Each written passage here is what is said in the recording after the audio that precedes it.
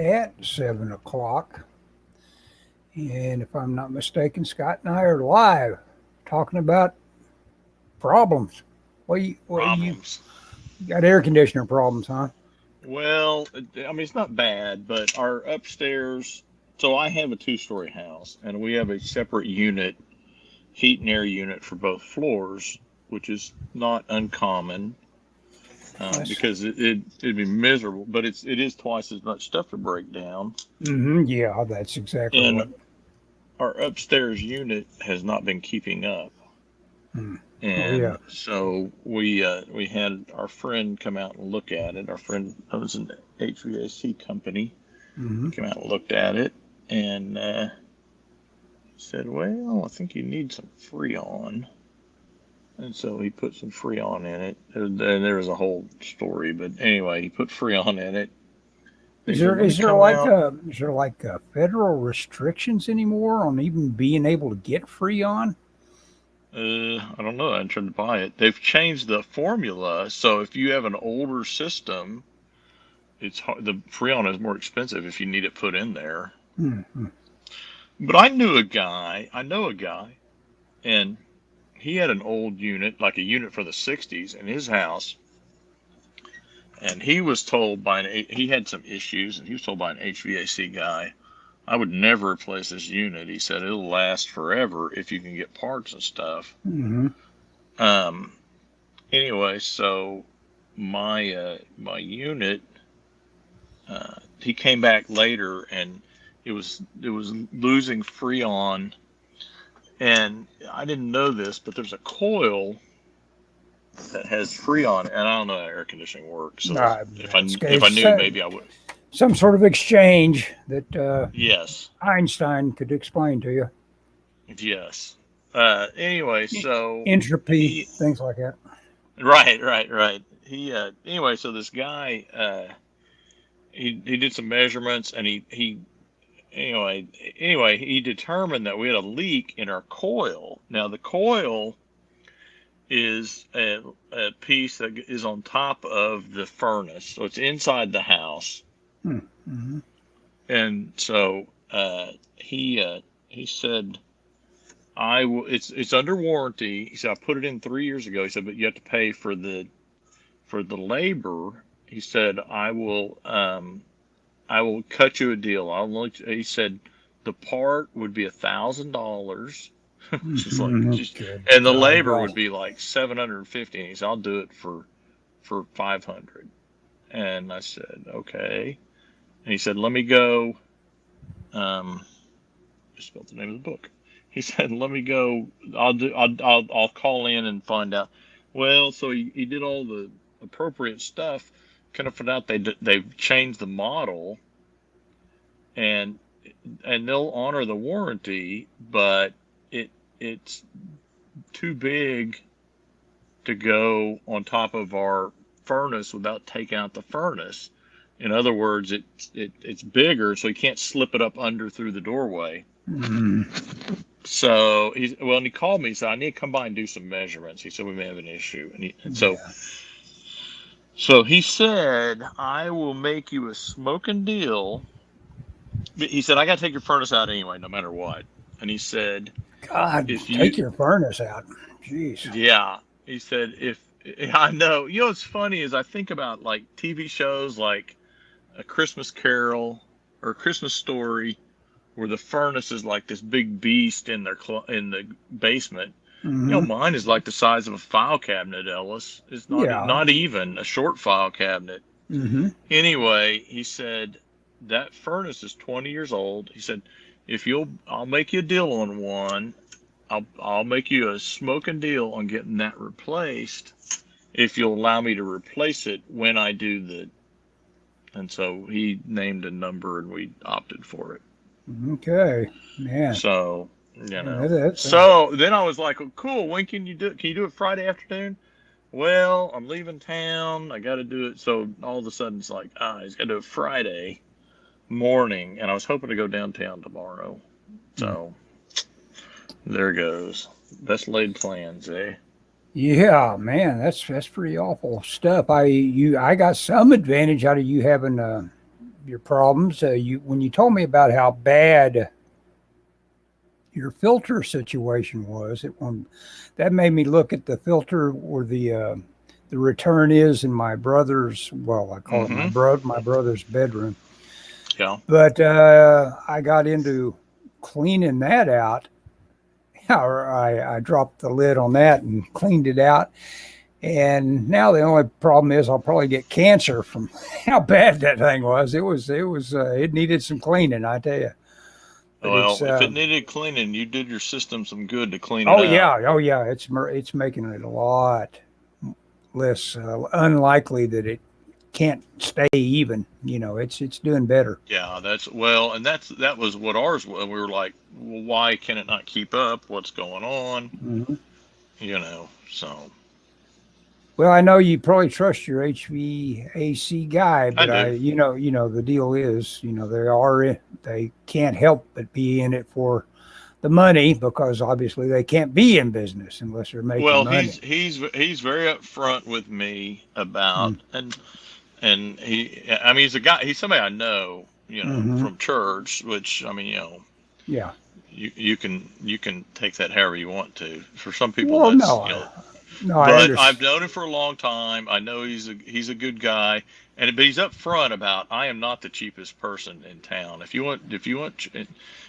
said, if you want somebody that's honest and will give you a fair price, then I'm the guy, and I'm okay with that. I mean, yeah, sure. So I'm going to spend about $2,500, give or take a little bit, tomorrow. And I'm going to put on my Amazon card so I get Amazon credit. So I'll get $7 on Amazon or whatever. You just be getting all kinds of comic book stuff. Yeah.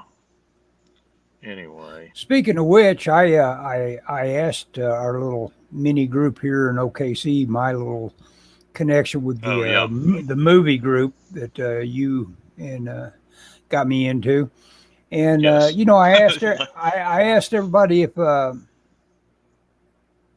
were going to buy this latest Kirby book, which was before he transitioned just completely out of being an indie with Joe Simon. It was Mainline. Their company, Mainline. Yeah. Yeah, it was apparently the last hurrah, and it was going to feature a lot of cowboy stuff and all that. So I thought you guys would have some enthusiasm for it, but apparently nobody's much waiting for that one. And I just thought, wow, that'll be an automatic. I may see if I can get to the library to buy it for me, so I can borrow it anyway. I don't want to spend $50 for it, but. Well, I think that's the thing. So recently I bought the Simon and Kirby, a couple of years ago, probably about 10 years ago, they did that Simon and Kirby series of books. There's the crime, there's the Western, there's yes. I bought the superhero one recently, and it's pretty cool. I like that. I like Simon and Kirby's art. Yes. I tell you, the one I like is Stuntman. They do that Stuntman, and it's got every Stuntman story in it. I've got a little, it's not up here, but I'm sure I showed you that little comic I've got that's got like a couple stories in it. Kind of one of those Greg Theakston kind of things that he was doing, in the 90s. But it's Stuntman, and I like Stuntman, and then it's got all the issues of Fighting America, which I have a trade of that. Oh yeah, I wish I had a better thing with better printing. I've got something with all of the Fighting Americas, but it's just awful printing. It's just all. Yeah, I've got the same thing.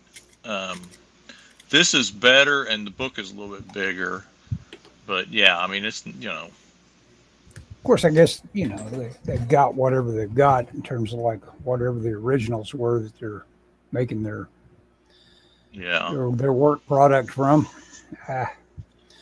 There's this artist on, should have made a point of figuring out that name before I got on here again.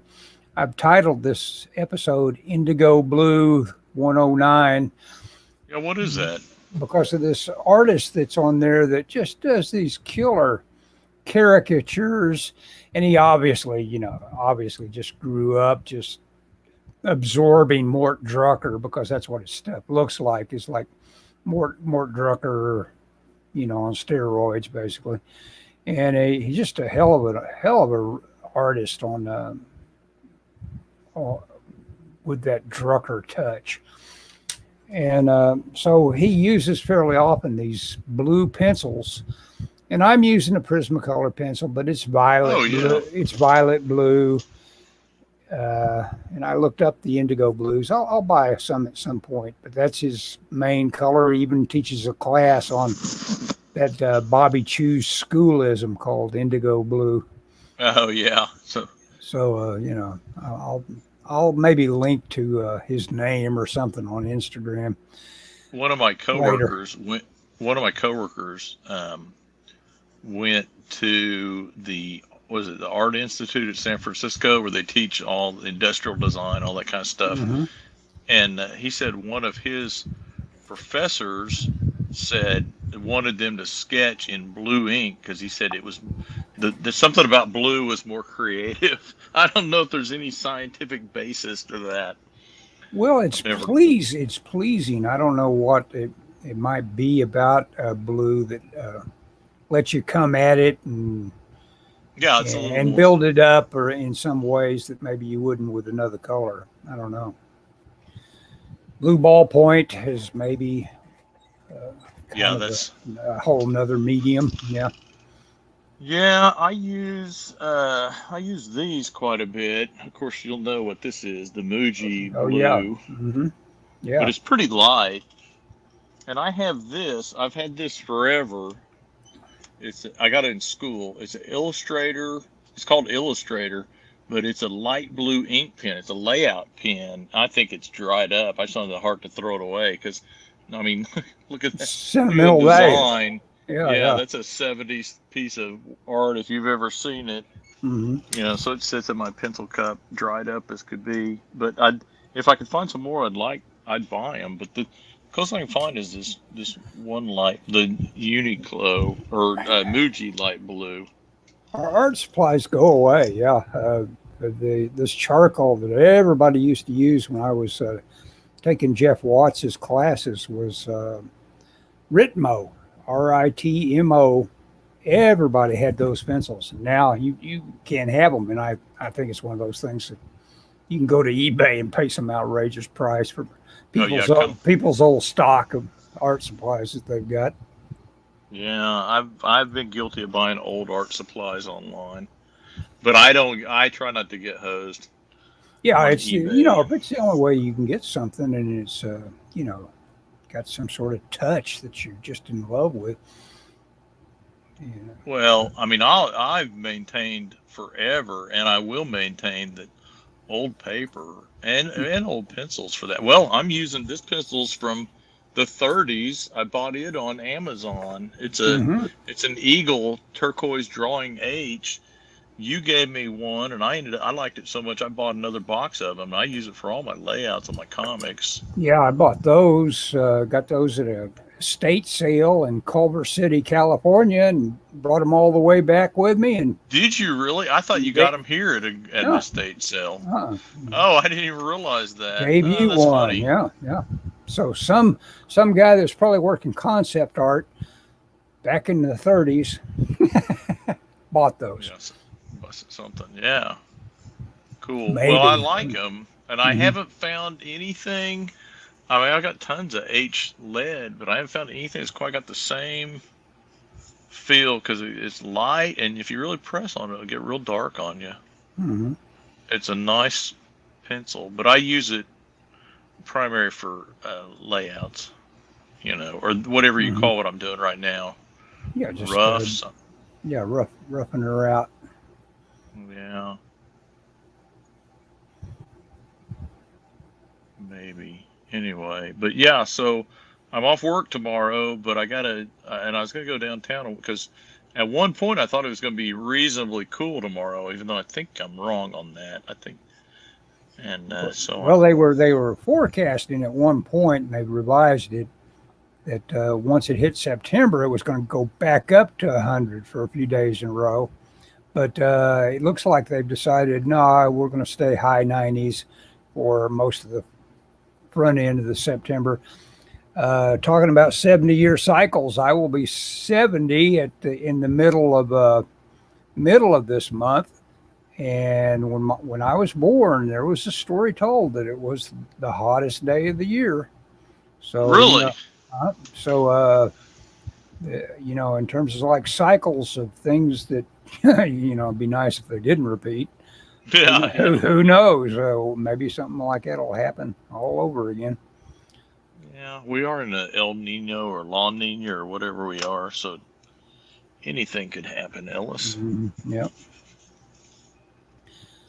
I'm ready for cool weather. That's for sure. But no, there's just something about that. That final 5 degrees. You get 5 degrees cooler.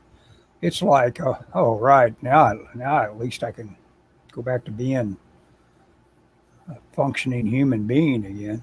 Yeah, It does make a difference. Yeah, that was kind of my thing. It's like, it's like, man, it's so hot. Yeah. I did go downtown one day, um, early in the morning, but it's like, man, that was kind of my plan tomorrow was to go down.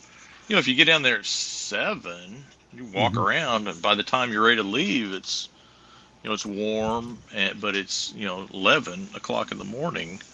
Well, got to get my air conditioning unit fixed. Yeah. Got to hang out. Yeah, that's okay. I'll try and make the best of it. I got stuff I need to do, I guess. Hey, do we have any messages? Is Dan on? Oh, I Have you don't know. looked? Let me look. I was looking up some reference on some stuff. Don't see him yet. Okay. I don't have anything turned off. I don't think. You know what? I completely don't. I drew this whole figure and I don't like it. I'm gonna erase it. Yeah. Well, that's the deal. Once you start, if you decide you want to use these Prismacolors, there is no erasing. You Yeah, are that's you are leaving a little cloud of whatever as you work it up, and if you don't like it, oh, you're stuck because you aren't getting it back up off the page. yeah. Yep. That's how all the non-repo stuff is. Yeah. And that's why it's non-repo. But yeah, Well, you no, gotta. this stuff is non-repo. Oh This yeah, is your stuff is not. No, no, no. yeah. Yeah, sorry, I was talking about all the blue stuff. Uh huh. This thing it wants to get as dark as it'll let me. Yeah. I was really happy with myself. I told you that I was suffering from PBS hatred or whatever when I was watching that Flannery O'Connor special. Oh I, yeah, on YouTube. I got over it, and she's a very fascinating person.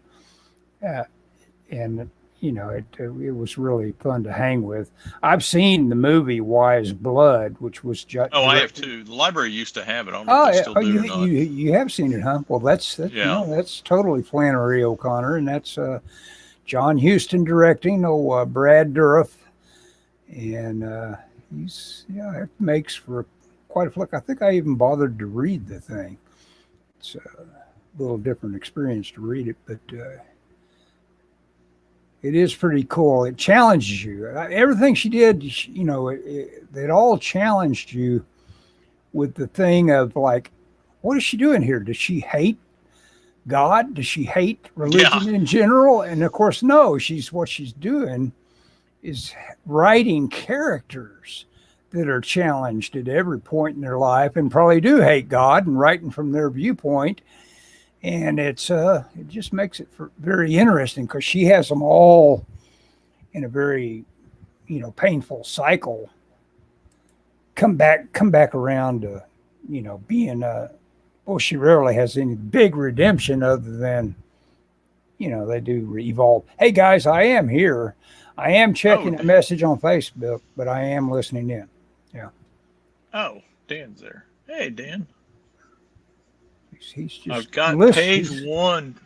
I've got page one done of Black Cricket, and it's scanned. But man, there was so much Photoshop that I did because I'm lazy, and if if there's a television broadcast, I just put the old file, the old images. I don't redraw that, and so I did some of that, and there was a figure that I thought was too small, and I made it bigger, and Oh, so I I think haven't that's I haven't showed it to anybody. Dan doesn't have it yet. I finished up late last night, so you got to use those tools. That's just a tool.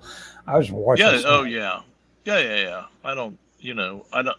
It's funny because I work with a guy, Mario. You know Mario, Hmm. and he's always digital. Yeah. But I like drawing by hand. Well, sure. Yeah.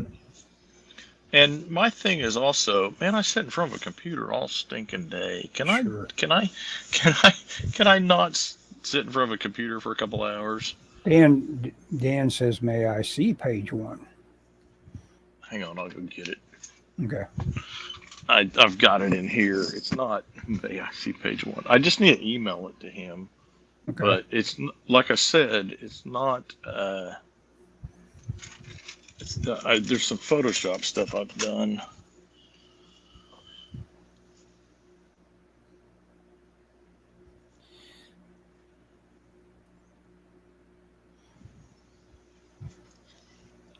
So here's page 1. Okay. Let me solo you. Hi, So Dan. okay, so this panel and this panel are pictures from the previous chapter. Oh yeah. Plug them in. Yeah, I just plugged them in, and then this is kind of an effect of the TV going off, and I found an image that I kind of like. It was not perfect. I couldn't find a good. I don't know what that would look like. It's been so long since I turned off a TV like that. Yeah. And then this is as it is, which I thought this came out pretty good. I liked it. And then this I like, but she is way too small. And my intention was she'd be in the background, but I blew her up to about that big because I think she's a little small. I don't know. What do you think, Ellis?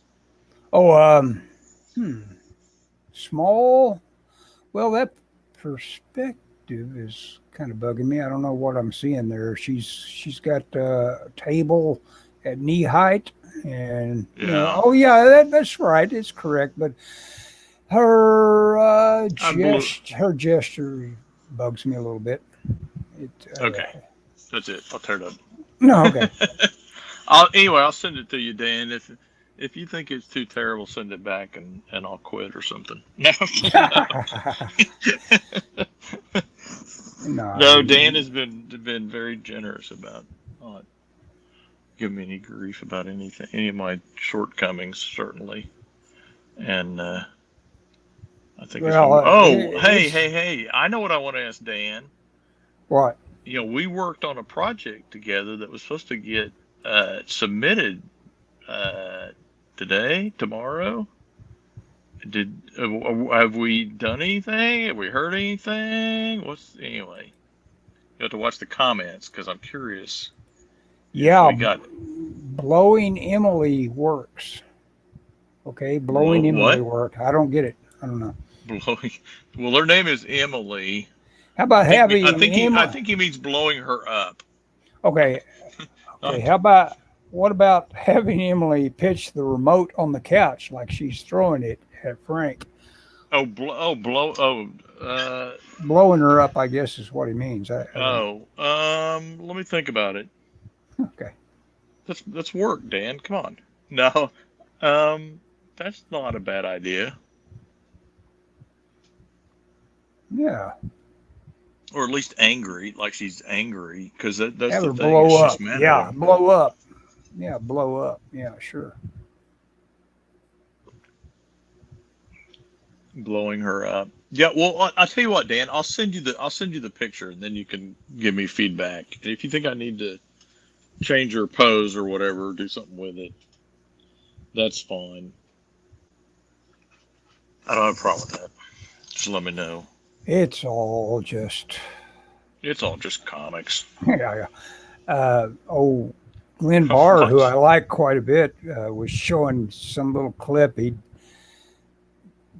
grabbed from the old, what is that family that put out all the marionette movies. Oh, like the, Thunderbirds or Go. yeah. That company. Sylvia Anderson, the Oh, Anderson yeah, family, Anderson. and those are just so endlessly fun. At least as clips. You might not want to sit down to Yeah, the whole 3 hours worth of them, but when you see a little clip where they went to the trouble of making a really cool tabletop model and pushing them through all these environments. Ben Dunn pushed the deadline to September 5th. That punk, he keeps opening the door for other people. Kevin is working on the lettering. Okay. The direction is just a suggestion. Dan wants you to know you're. Yeah, sure. Yeah, you know what that reminds me of? So at work, I was moving. So I had to move 2 departments. 2 of my departments had to change rooms, and I had to find a place for them. And so it's on me, Mm-hmm. And so I had to find a place to put them. Well, the vice president in charge of production said, "Hey, why don't you do this?" And he made a suggestion. And so I, in an email, said, "Hey, per his direction, we're going to do this." Mm-hmm. And he was very quick to correct me. "Oh, no, this was only a suggestion."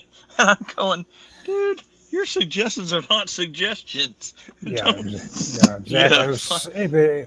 That happened to, it happens to everybody, I'm sure. This you could call it life. If it comes down from high enough, it's like, everybody has to stop and recalibrate. If some guy that's big enough up the ladder, even yawns at something, you've got to do something about it. Oh my gosh, yeah. I mean the here's the thing. This is what I've learned, and I've had we'll call it a pretty good rise up the old ladder recently. Last 5 years, and it's like a suggestion is take, because I've ignored suggestions, and then it's like, "Hey, what are you doing? I thought we talked about this." Yeah, exactly. That's what you get. It's so they appreciate. I mean, I'm probably in a little bit of trouble, even though I'm on top of it, because one of the departments I moved, it just looks terrible. I keep telling them, "You guys got to clean this room up. It looks horrible." But they're busy, and so that's the thing. It's like, well, they're and so every time I get drug in there, it's like, is the guys pushing clay around and stuff like that in terms of the mess? Well, so where our 3D printers are. Okay. So it shouldn't be messy, but one of them, there's an old 3D printer that is decommissioned, and so he disassembled it, and it's got pieces all over this desk in the middle of the room. And it's like, this looks terrible. And he's not working on it. I mean, and don't get me wrong, the guy's really smart. He's trying to repurpose it. He has taken a Raspberry Pi and repurposed the controller, and he wants to make a computerized router out of it. Okay. Wow. Which, I mean, he's a mad hacker. Okay. Oh yeah, and I'm okay with that, but it's like, don't get me in trouble. That's the number one rule. I tell all my employees, your life will go much better if I don't get in trouble. If I get in trouble, you're gonna get in trouble. Yes. It's got to go through a series of ass chewings, and yours is and it'll pick up speed as it goes down. I can promise you. Yeah. But yeah. Yep. I recently was added. I told my wife this. I was recently added to the people in the production meeting, which doesn't sound like a big deal, but I will be the only non-salaried employee in these meetings. Mm-hmm. So I mean, it's a big. In fact, I've been warned. These particular people are going to be jealous because they think they should be in these meetings. Well, I don't know. Sometimes, people talk about being salaried, non-salaried, and it's like sometimes it's an advantage to be non-salaried, or I guess often is in terms of like if you know you're going to get a whole bunch of hours, you know. Yeah, I don't really particularly want to be salary. Part of the reason is, Hey, do you want to know if Dan's said anything at you? yes, what did Dan say? Well, the most recent note was, no, I suspect he is not getting submissions. So even though the Oh, okay. deadline moved, I guess he's not worried about it shoving you guys Hey. around. Well, I was thinking that he said he only had like 20 pages left, and then I saw that somebody submitted something that was like 8 pages or something. Mm. And I don't know. I don't know. I'm sure it'll be fun. I'm just But, antsy. yeah, you want results Well, for submissions and stuff. I want, I mean, I'm the guy that used back in the day would send off submissions, and I would like kill myself every day getting home to check the mailbox. I've got yeah. It's you do want something to start marvelously happening after you pop After something you in the do, mail like that. after you mail this thing into the ether. Yeah, into the round file basically is what Yeah, happens to almost all of it. yeah. People, you don't, you know, it It's would be, unfortunate. yeah, it would be good for almost everybody that was ever going to submit anything. Got to work as an apprentice, what do you call it, an apprentice, Like an intern. an intern. That's the word I was looking for. And you know, that would inform you on so much to realize, oh man, nothing catches anybody's attention. They're all just got their heads down, they do their thing, and nobody is interested in any new guy. But I mean, you can have cataclysmic levels of talent out there that do come along that everybody says whoa whoa whoa, and and they carry it around to each other from cubicle to cubicle. Look at this guy. Yeah, they did that No, with you apparently in Marvel. no, they did. No, no, That's no. what CB said. What? No, no, no. CB didn't say that, did he? I thought he said he really liked it and he showed it to a bunch of editors. Is that I'll not be what he said? damned. I'm an idiot. Okay. Is that not what he said? I don't think so. I don't think he said anything like that. I don't think so. I thought that's what the email you. Okay. No, I sent you an email that said that. I don't think so. I would have had to have some sort of quote. Yeah, find that. I'm gonna dig out my 10,000 emails. Yeah. Let's look for the email. Search just search CB. Yeah, make that your parameter. You might be able to find it. Might be able to. Oh God, that reminds me. I didn't find that artwork for that girl. Oh crap. Oh, It's a here you work are. thing. Here you are goofing off. What is it? Is it what's the holiday? There's some. It's Labor Day. Labor Day. Yeah, it's time to go out and hunt doves. I know that it's dove season. Oh, is that what they do on Labor Day? Yeah, well, in this family, yeah, it was. I knew it was the month of my birthday, and I was out helping my dad kill doves. Yep. What would you do with the dove when you killed it? Well, if you just knocked it down, and it was still alive. When you got over there, you had to twist its little head off. Oh, It's gruesome. yeah, that sounds gruesome. I wasn't that wild about doing it. This little symbol. But you still had to, didn't you? Oh yeah, sure. I knocked it down out of the air. I had to kill it totally. Yeah. Otherwise, you're just a bastard. Yeah. I mean, No, I never was the guy. Russell was more, and fishing would have been okay. I could have stood fishing, but I really didn't like killing.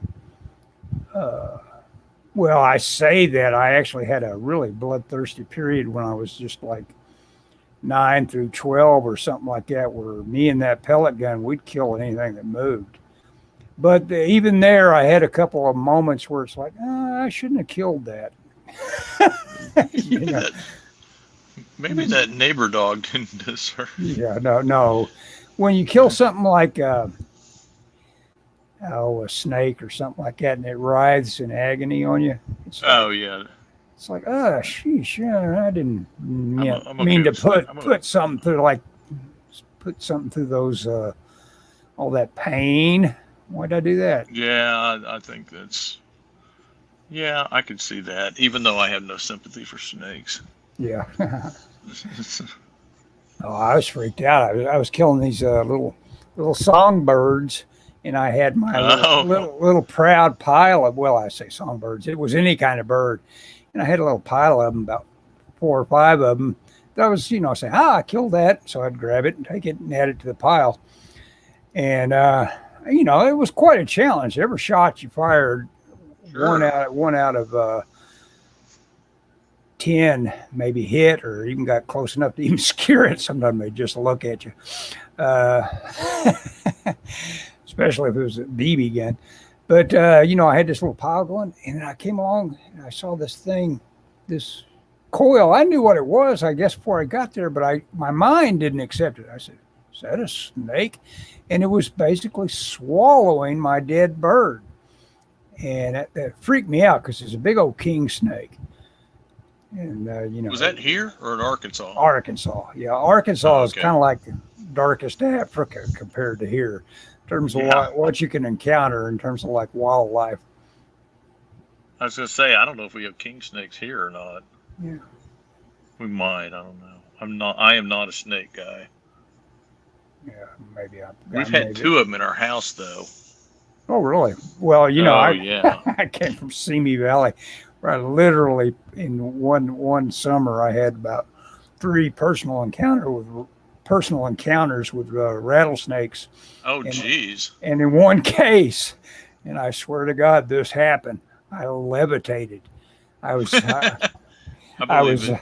I was on this Corriganville trail where they shot just tons and tons of old cowboy stuff.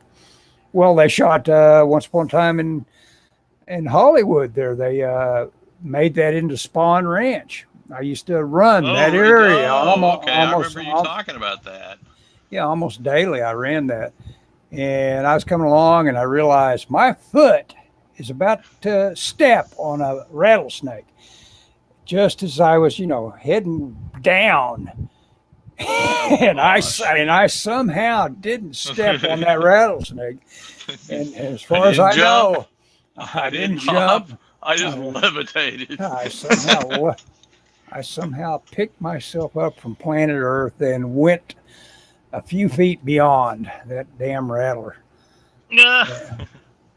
And My boss told they're freaky animals to be around when they get that rattle going. Oh my God. my boss told me a story about he was at his house one time, and his I guess his garage has a back door that goes outside, and so he was going into the garage from outside, and it was a screen door, and he went to open it, and he heard a snake a Oh, rattle, and it was a snake, and it was between the 2 doors. oh And boy. so he goes in the house and he's like, holy, and he said, it scared the crap out of him. And so he went in the house and got his shotgun. He come out and he realized it was he said there's some other kind of snake that will imitate the rattlesnake. Ah. And I go, oh, that would have been a dead snake at my house. Yeah. He's like, nah, I'll let it go. They're good for rats or something. He kind of lives out in the country. Yeah, oh yeah, all snakes should be pretty much left alone. Even those damn rattlers are okay in terms of like they don't want to bug you, but they just get so Yeah, plentiful out there in that particular climate and everything that they're everywhere. because People are always California is a desert. No one will yeah. admit it. Mm-hmm. Yep. They don't want to admit it's a desert. Oh, that's what's beautiful about that desert air. It's Yeah, you great. know what? You're probably right. It's dry. Mm-hmm. That desert air colliding with that Pacific, that inflow of air that comes across. every day, every night. You know, that whole cycle that just goes on and on. It's just the best environment in the world. Yeah. I'm getting coffee, but I'm going to tell you a story. Okay. Well, I read a book. Oh, it's been over the last couple of weeks because I don't have a lot of time to read. But over the last couple of weeks, I read a book, a Philip K. Dick book. I read Ah, Time Out of Joint. Have you ever read that? I'm not sure. I've read a couple of, well, not a couple. I had quite a kick I was on for a while reading Dick. Reading Dick. It's, he It's about a guy that it's written in '59, and so the story takes place in the '50s. And the main guy lives with his sister and brother-in-law, and he works a newspaper puzzle every day as an occupation. And so he has this. It's like some kind of little. It's like a maze or something like that. But you got to find. It's called Find the Green Man, and you have to find the Green Man in some kind of little grid or something. And so he's got all these. He's got like a little thing that he used because apparently it's some kind of pattern. mm-hmm. Pattern And recognition. Yeah. well, yeah, there's something about that, and there's clues, and anyway, he figures he does this, and it's an ongoing thing, and he makes money. Well, the behind the house there's a like a oh it's like an empty lot that's got like a ruins of another house or some kind of building in it, and they're trying to get the city to tear it down because all the kids go over there and play. Mm-hmm. And so his nephew is over there, and he brings him home this metal box, and it doesn't really describe it, but it says it has some writing on it, and he doesn't know what it means. So he asked the kid where he got it, and the kid said, "Oh, he got it over there." And he tells him, "Oh yeah, we found some magazines and a phone book." Mm-hmm. So one night that guy can't sleep, and so he decides. This is kind of a time travel story, isn't it? Go ahead. Go ahead. Well, no, so he goes over there, and he looks around. And he finds the magazine. They're kind of half buried. Uh-huh. And he digs them up, and he takes them home, and he's looking at them. And there's this girl in one of them. It's like a movie magazine. And there's a girl, and it's obvious that she's a movie star, but he's never seen her. And he's like, "This is the most beautiful woman I've ever seen in my life." Mm-hmm. And he kind of describes her in kind of vaguish terms, And so the next day, when everybody else gets up, he shows the magazine to his sister and brother-in-law, and he says, "Have you ever heard of this woman?" And they said, "What's her name?" And it said, "Well, at the bottom here it says Marilyn Monroe." And they're like, "No, we've never heard of her." And so you get basically, I mean, I won't give the whole thing away, but basically there's something weird going on. Mm-hmm. It's kind of not an alternate universe, but more like the world is a simulation story. Uh-huh. Kind of. Well, I tell my wife about it. She said, "Oh, it's like the Truman Show." And I go, "Well, I think the Truman Show ripped this off." Yeah. But yeah, it was pretty good. I enjoyed it. I need to read. Yeah. Dick was a really fun writer. Yeah, Wim gave us a couple of notes about snakes. New page is looking good, Scott. Oh, thank you. That's from Dan. Oh, okay. I'm drawing Reed Richards. I haven't decided what he's up you're to. Doing the whole Fantastic Four thing. You did the thing a second ago. Yeah. I just since I'm not pumping out anything original out of my head, I'm just saying, what do I know? Kirby. I didn't realize this, but Kirby was kind of like feeling like he was kind of washed up when he did the first thing where I became aware of him. He did the Challengers of the Unknown. It's I can't tell you how big a deal Challengers of the Unknown was to me. I early on, Really? I was reading those things, and I said, I'm going to be prof, because I thought that was the coolest description. Real cool guy that knows science, but is still some sort of kick-ass, And I want to be prof. Or wait a moment, that may be the sea.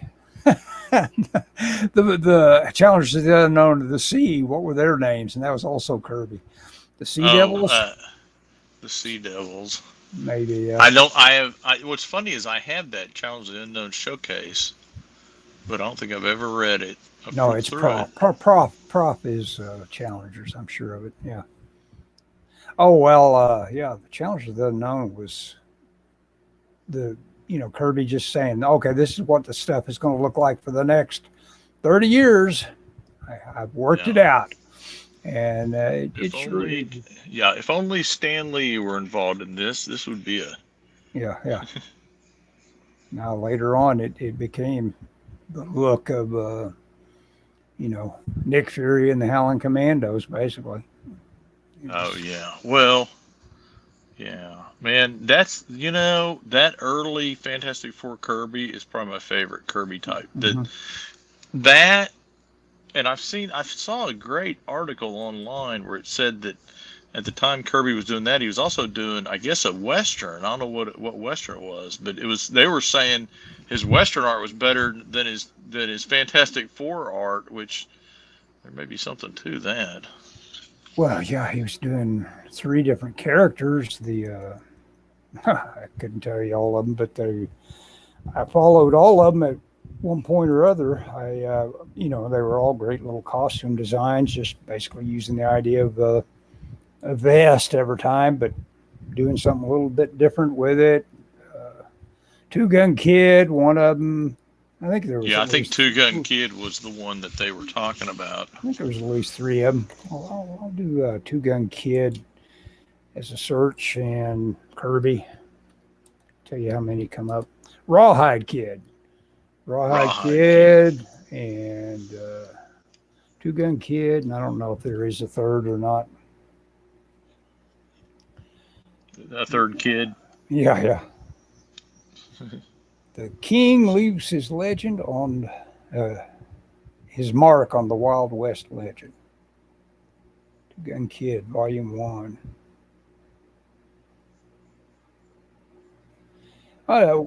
2 Western fictional.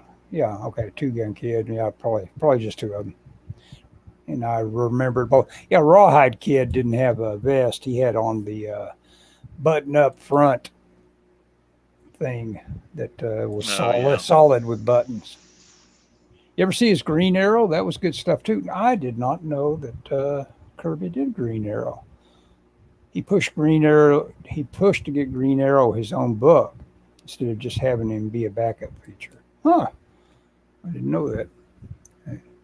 He'd be a good guy. Anything that these guys like Toth was doing, they were into the old Republic swashbucklers. That's what they were. Oh yeah. They were raised on that stuff. They wanted to put for Toth, he wanted to do Zorro. He wanted to do some sword fighting. Oh, he did scenarios. Zorro. Yeah, no. I've got a. See if I can find it. Where's my Toth Zorro book? Oh, I mean, and that's some of the stuff where he's obviously just knocking himself out, having a good time. Yeah, I don't see it right offhand. Oh, right here. I mean, in terms of spotting his blacks, it's just Volume 1. Crazy great stuff. Of course, the guy's all black, so he gets to always just be working with his silhouette. Look at that. Beautiful. Great stuff. It's the great, man. Everything he's doing is just well staged. Every shot. Gosh. I mean, look at this and tell me how the comics shouldn't be on a grid. Oh my gosh! Yeah, look at that. That just panel to panel, filling the panels up, but doing it right. Yeah, that's the trick. Yep. That's what I have to work on. Well, it's not the everybody. It's the content. You know what I have been doing of late? I've got this one panel size I've decided to stick with throughout DL and LDIS, and what I'm Oh yeah. doing is I'm dividing it into threes and making little X's at each juncture that thirds. Three top, from the top, and three across on the length of it. And with that intersection, I make a little X. And I don't let it drive what I'm doing, but I'm just now mindful at all times that, hey, where those X's hit, I am told that is where my interest, where my eye likes to go.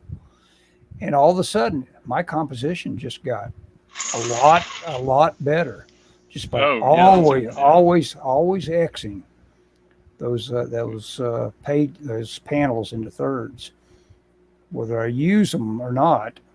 Most of the time, I find myself able to drop the interest on one of the little X's. That's pretty cool. Yeah. Because composition, you can have a really, and I've seen this before, it's like, hey, that looks like pretty good art. And you'll be looking at thumbnails, you'll blow it up and you go, geez, Yeah. what happened to that art? And the guy, may not have it as a guy that as it brings it home, rendering it or whatever, but he had really good composition. And you look at it as a thumbnail and you go, wow, nice. Yeah, and then you go, what happened? What happened? Yeah, what happened? It happens.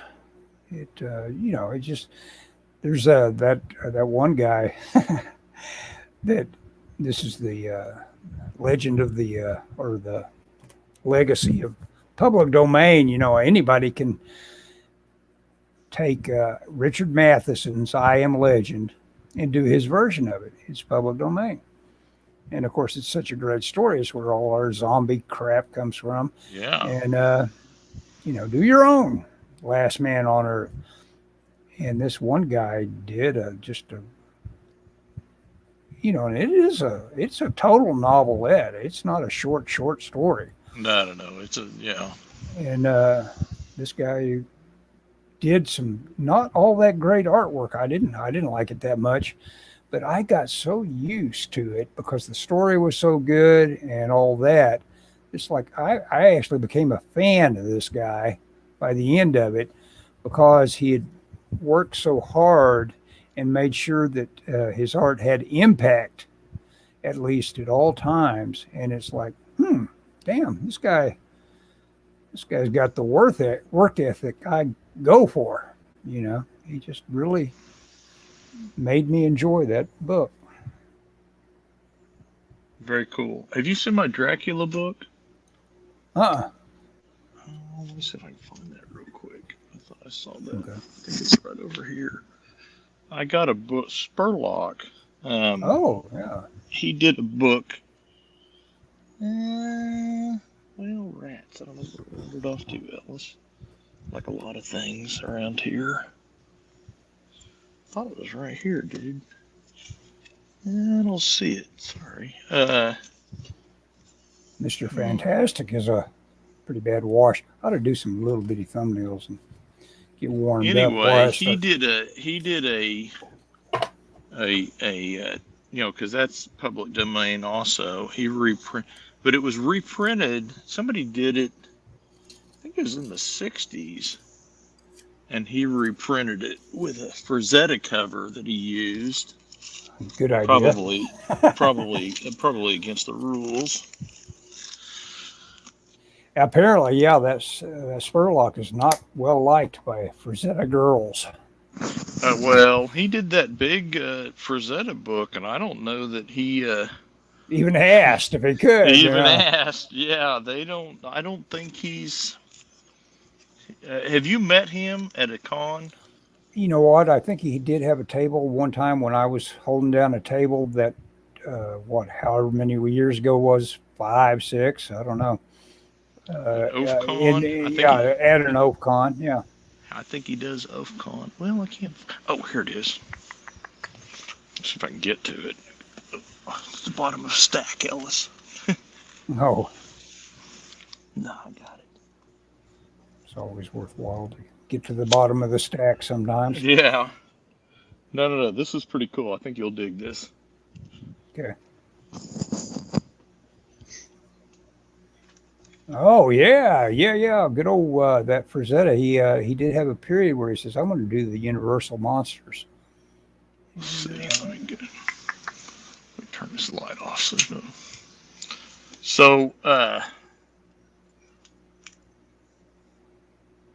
So the end paper is he made Bats. he's photoshopped, but it's bats from several different bats of Frazettas. So he's basically turned Frazetta into clip art. Oh man, yeah. And he wrote a long intro about the history of the book Dracula and some different adaptions and stuff. Mm-hmm. And then, but the meat of the book is this story, and it was printed. I don't know if you can see this. It was printed sideways in a paperback book. Yeah. That's where they did all the early ECs that they came out with, Autumn People and stuff. Yeah. Yeah.